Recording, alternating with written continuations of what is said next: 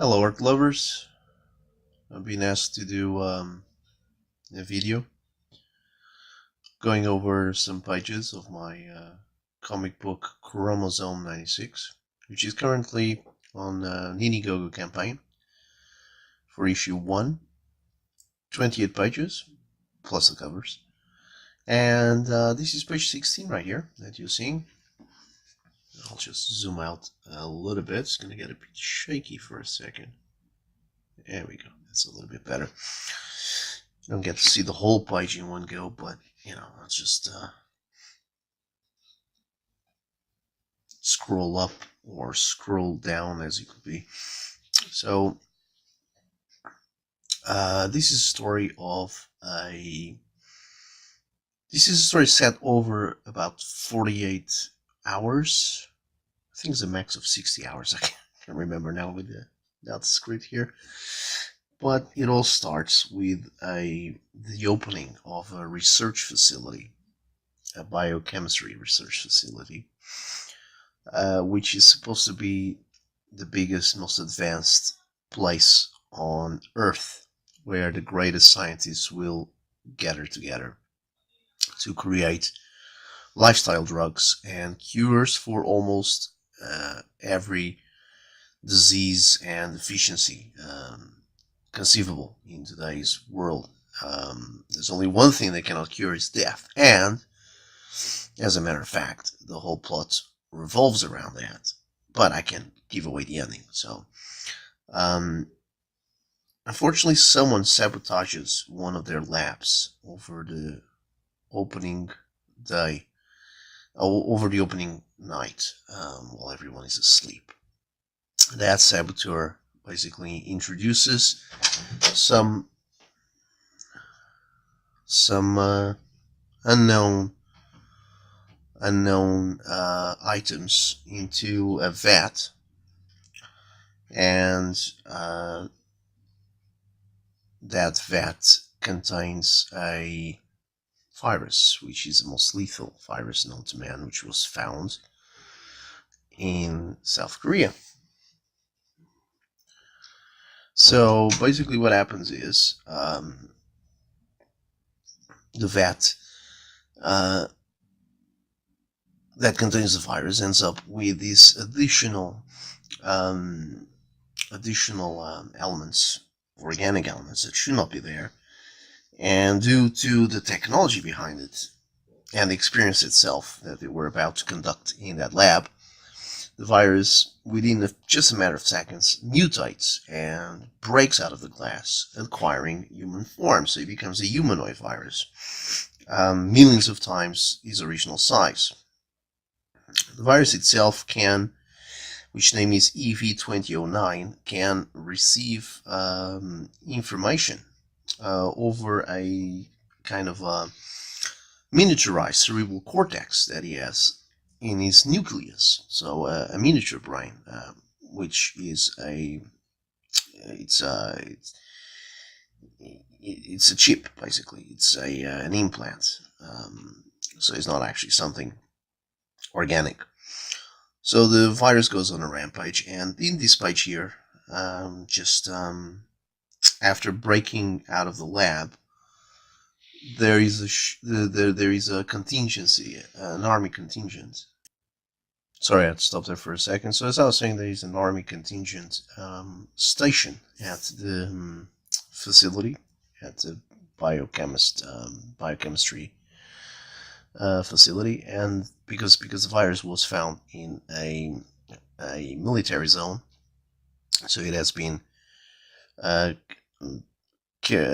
controlled. It's been under surveillance, been under care by the Canadian Army. And by the way, this is set in Canada, north of Ontario. So the virus, after destroying the lab, starts having a go at the military, which are prepared for any sort of biohazard, since they are carrying a lethal virus, very dangerous. Any sort of contamination, let it be air or contact with the skin will immediately be extremely toxic. Obviously, once his peak becomes 10 times, 100,000 times bigger than his original size, it becomes much more dangerous. This first shot here is a wide angle shot, and we got like an impossible viewpoint, because this is basically the eyeball of the virus. This is his eyebrow, and as he's getting hit by bullets, that, by the way, the bullets are completely absorbed and expelled by his body without giving him any damage whatsoever. And that goes for any sort of conventional weapon. It cannot be broken, cut, vaporized in any way. I mean, other objects will inflict flash separations on his own body, so basically he will receive damage, but it's not permanent damage because he immediately reconfigures himself. But this is an impossible shot because you actually have here in the eyeballs the reflection of the army people, soldiers, shooting at him, sending rocket propellers, and as the bullets come out of their guns and whizzing past air and on the way to hit the virus, you won't actually be able to see this without the actual camera being reflected here. So it's a kind of a funny touch that, it's not the point of view of the virus, it's the point of view of the soldiers, but it's not actually the point of view of the soldiers at all. It's just something, point of view of someone or something positioned around here between the virus and the soldiers. Then we go here to the second section of the page here, central section, and you got these three panels, and these three panels had some people reviewing them for me, and they were curious as to why, as the virus actually gets close from panel to panel to the reader, to this soldier here that gets up all alone, the actual panels are going in the opposite direction. So you have this element which is coming forward, it's coming closer to the reader. But if you notice, the panels are actually overlapping the next one. So the first one, which is the moment that is far away in time, where the virus is all the way in the back and the soldiers are here, closer to the camera, overposes the second panel, which is the one where he's a little bit closer. And although the soldier is pretty much at the same distance on the panel from the reader, you actually show a little bit more body, so the actual panel extends a little bit. Then this one, the virus, is clearly much closer. I mean, it's taking over most of the panel. Head is bigger than in the other two, and on top of that, there's the hands coming in here on this hand. His left hand is only 2 fingers, but it's basically foreshortening the panel in a way that the hand really is close, and it's pretty much, the hand is a little bit of an halo here that I had to do with a bit of white ink around the soldier, so it still gives him a little bit of distance between himself and the hand. But that hand, as in the panel after you will see, is pretty much the same size, well, the correct size in relation to the soldier. So it's a hand that will completely grab him, enveloping him, and then squish him to death, while he melts just by the proximity with the virus skin. Yeah, but these 3 panels here basically are mostly against the rules of visual sequential storytelling, because usually as a figure gets bigger, the panel usually gets bigger with it, which is correct. So the biggest panel of these 3 is the one where the figure is bigger, but usually they won't overlap like this. It will overlap in the opposite way. So the smallest panel, the one further away in time, will be overlapped by the second one. So the second one will be over this line, not the way that it is here now. Now the way why I've done it like this, now this is a small detail that probably most people won't notice, but very big aficionado or the very savvy reader will probably spot it and find that as something weird. But the reason why I did it like this is because the soldier here, as you can see, is also bigger. Here is about the same size, but here is definitely bigger than the other two shots. So this is like a contra zoom.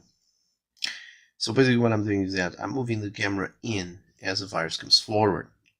Famous shots that use this: Alfred Hitchcock uses that in Vertigo.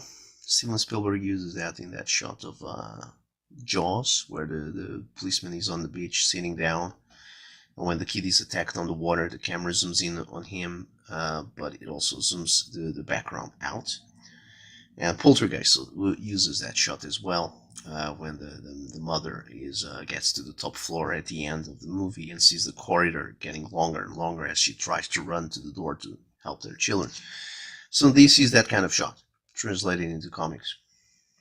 So I'm moving the background forward as moving the camera in, as it would be. In my head, the way that I translate that shot onto the pages is by doing this, by overlapping the panels in the wrong way. Maybe I'm wrong about this, and maybe I'm not, but anyway, it's such a small detail that it's probably most people are not going to notice. The second one is pretty much a standard zoom in, so there's no camera tricks here. Alright, now this is another page number 22 in issue 1. Here we have a full bleed page, and it's part of an action scene, another action scene.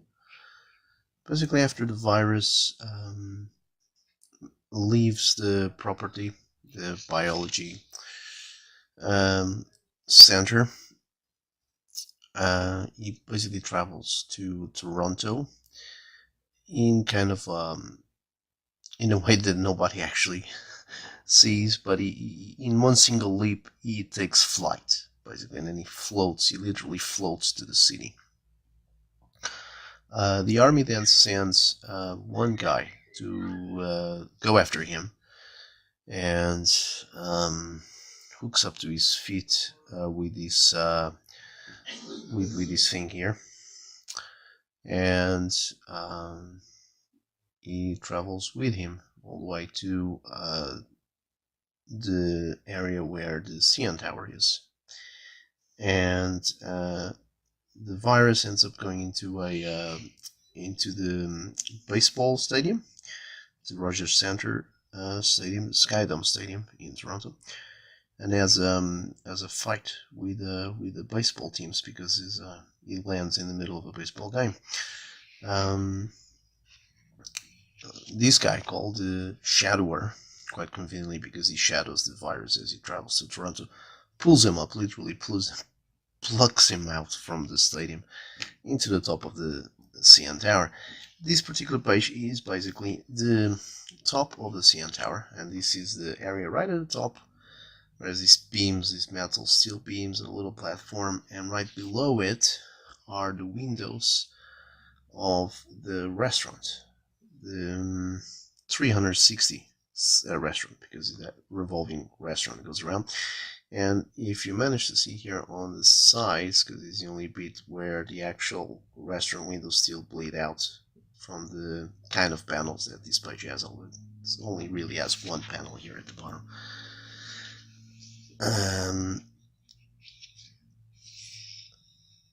So these are the windows of the restaurant, and these are the windows of the second floor just below the restaurant. I think it's a viewing deck, and then you have the steel armor holding those floors, and this bit here, that round bit that is white. I think it's fiberglass that is so distinct in the CN Tower. And if you manage to look all the way to the bottom of the page, although it does bleed out, as I mentioned, and might be cut off by the printing anyway, is the actual frame, the concrete frame of the building with the elevator shaft, which has glass around it. protecting it. So basically what happens is I've broken down the page into one, two, 3, 4, 5 tiers, really. It's 5 tiers to this. Although these ones in the middle really kind of work in conjunction. But the order reading would be like this, and then obviously like that here, and then that, and finally here. And what I've done is that I've deleted any panels, lines or gutters that conventionally these would have. I've used this picture here at the top, which is one panel by itself, to basically allow to have a background all the way down, as I already explained. And following this situation here, I have immediately him pulling the gun, shoulder-mounted cannon that vaporizes the virus. You only manage to see a little bit of his hand here left. And immediately after that, he has he recognizes that he needs more metabolic enhancers to be able to defeat the virus, which are already in his body, but are injected into his bloodstream on demand. So he calls the actual center of operations, which is based inside this truck, and they allow for his bloodstream to receive the things that are already within him. It's kind of a Bane kind of character. And the virus kind of reassembles himself, although we only see a little bit of that because we had seen that in previous pages, and kicks him, just gives him a kick, breaks his little collar chain, and sends him out of the actual tower in a gasp. Now, as you can see, these pictures here don't actually have a background that belongs to them. The background is the background of the full bleed, which is the one belonging to this top section of the page. And the same thing with this one. And the only line really that I've drawn in to help divide is this line right here. That basically divides the page in half. Get that, there's a line, and then this bottom section here, including this panel here, which is the only panel that we have with the heroes actually traveling to the CN Tower, trying to help him to fight the virus. And here we go, welcome to Toronto right there. Well, that's it for today. Just doing a little bit of overview on these 2 pages, and hopefully tomorrow I'll do some more of this. Don't forget to support the project and get yourself a hard physical copy of this book in full color right now on IndieGogo. Campaign is Chromosome 96, is in comics, and is there for another 35 days.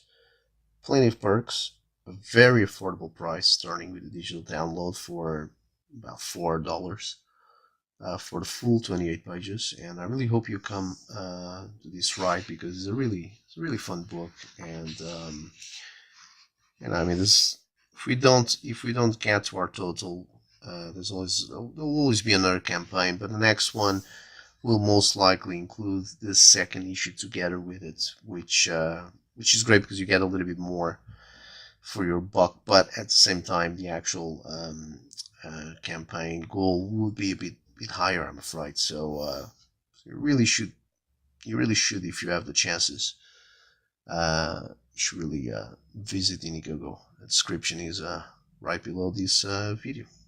Thank you very much, and have a good morning, good afternoon, or a good evening, depending on where you are. Bye-bye.